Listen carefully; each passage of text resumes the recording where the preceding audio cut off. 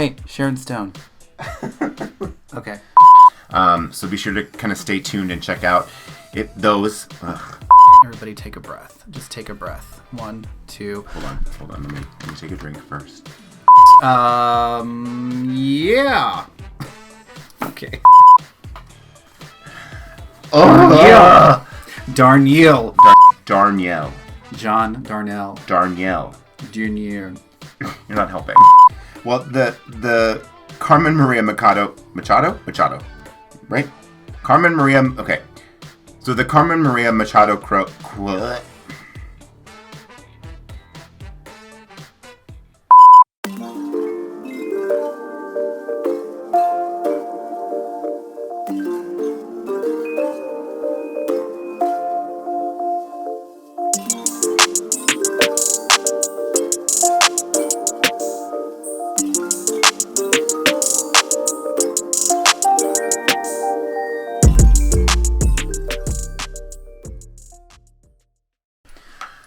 Oh, it's February. Love is in the air.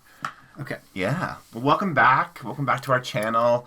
I'm Craig. I'm David. And we are Shelf-Possessed. So happy that you're back. So happy that you're joining us again. Thanks for watching our last video. If you did, if you haven't, check it out. Our January wrap-up and our chapter taste test wrap-up. And the kind of result of what we discovered doing that little process. Mm-hmm. But now we're back on our old shit again. And I hope this month matches last month for me. Mm-hmm. Maybe not for him, but for me, because I think I picked some dynamic books. I had a good month last month too. I got 4 books read. That's more than I've read in a long time. Yeah, we'll continue to debate about Rachel Harrison. That's fine, but that's fine. Yeah.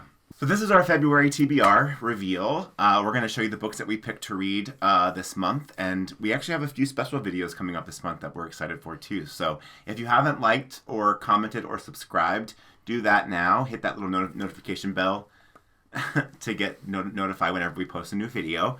And we just love that you're here. We love that you're part of this community with us, and we love sharing. So we're excited to reveal, our books. So... this month, though, we are not doing the surprise TBR because we did the chapter taste test last month. And that was enough of a surprise for a couple months. So we've just allowed ourselves to pick our own books this month and just kind of see where it takes us. So are you excited for this month? I am. I'm looking forward to these books. Yeah, I'm too. I'm too. I think I picked a few good ones. Yeah. I think so. Yeah. We'll talk about yours when we get to yours. I have a question about one of them. 2 of them you purchased for me, so... Yeah, those aren't the ones I'm worried about. Okay. Yeah. The first book I'm going to read this month is Lily King, the writer of Writers and Lovers, which I absolutely loved, which he has not read yet. Her book, 5 Tuesdays in Winter. It's a collection of stories. All right, just a little taste of what this book's about. Told in intimate voices of complex, endearing characters, 5 Tuesdays in Winter intriguingly subverts expectations as it explores desire, loss, jolting violence, and tugs toward love at all costs. And you don't have it yet. It's on its way. It'll be here tomorrow. Yeah. Yeah.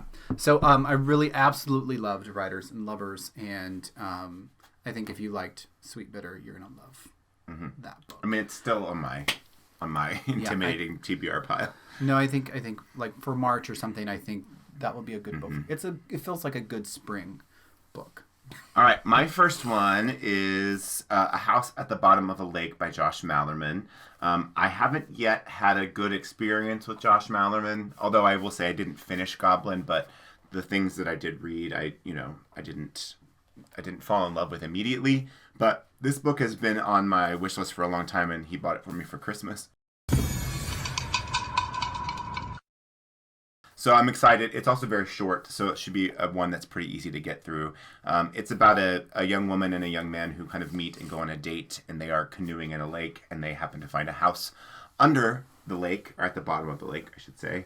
And it's kind of about, do we dive deeper into this mystery, or do we, go backwards and maintain our sanity? So I'm excited to read it. I've only heard good things about it. It's supposed to be super weird and strange, and so I like that. And also, less than 180 pages, so I could probably get through it in a night, which is kind of nice. So, yeah, House at the Bottom of the Lake by Josh Malerman. That's my first choice. So I don't know about you all, but there will be moments, if I wake up at like 2:45 or 3:30 in the morning, and I'll still be kind of asleep, and I'll just kind of start buying stuff. And I think that happened with this book because when it showed up, I was like, I don't remember getting that. But it came with another book, and I was like, I don't remember getting that. So I got it for a reason. I don't know what that reason was at 3:45 in the morning, but I got it, and that's Lauren Groff's Fates and Furies, a landmark novel about marriage, power, and perception, written by one of the best writers of her generation. So I don't know why I bought it, but I did. Well, I don't know. We'll see. I don't think it's a book that I would have normally picked if I wasn't half asleep. Yeah. But we'll see. Maybe Lauren Groff will be my new favorite writer this year. Okay, my next book is one that I actually just bought for myself. Darnielle,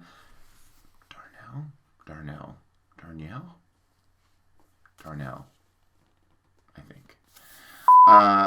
Okay, this next book is one I just purchased for myself that I just got this last week, and that is Devil House by Darnielle.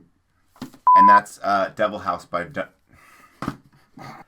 Okay, my next book is one that just arrived this week that I'm super excited to read, that I've seen all over Booktube and Bookstagram, and that is Devil House by Darnielle, who is one of the singers of the Mountain Goats, if you don't know who that is.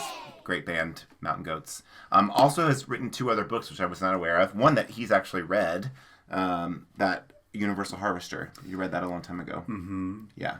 What you had thoughts about? I didn't have any thoughts about it. Yeah.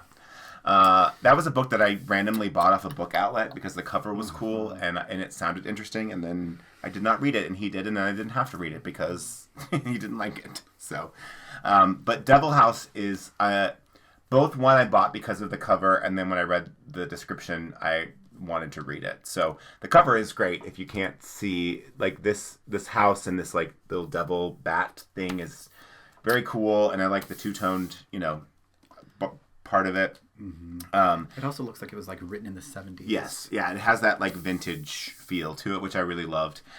It is ultimately about a true crime writer who goes to like live in this house where some satanic panic stuff happened in the 1980s, and then he's doing some investigation into what happened, which leads him into more stuff that maybe he got wrong before, and kind of like it's the way people have talked about it is it's like the power and the like tragedy of storytelling and like the dark side of storytelling and what that can do for you. So I'm excited to read this. It's not super long.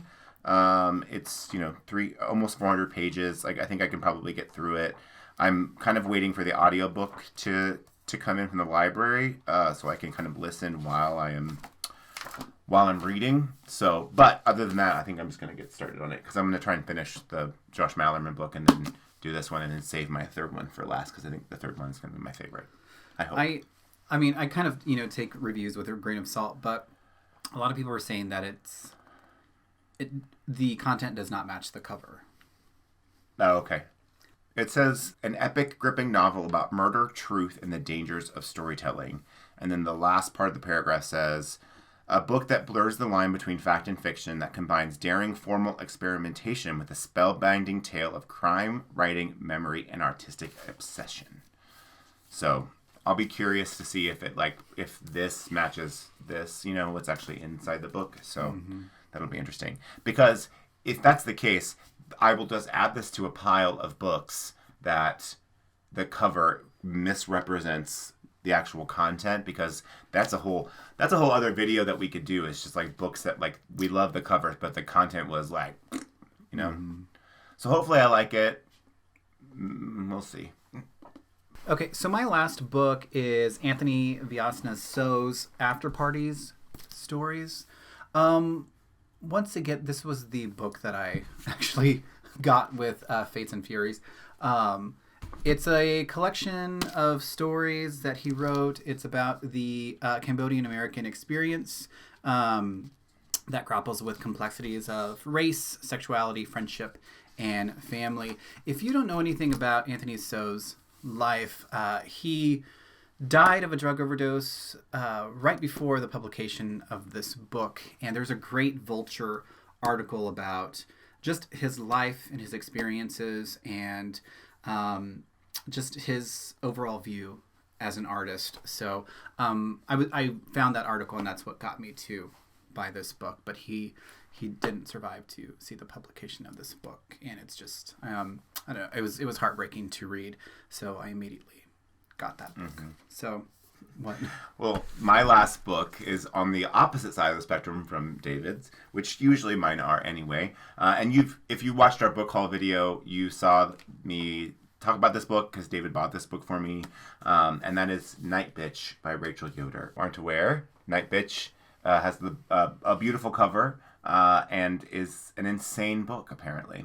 It is about a new mother who is kind of dealing with her toddler and starts to like have these canine style urges and like grows this patch of dog hair on the back of her neck, and she starts to kind of believe that she's becoming a dog, so she kind of has to contend with those impulses. I have a strong feeling that it's going to mostly be about like what it means to be a new mother and like those instincts that come along, you know, with becoming a new mother.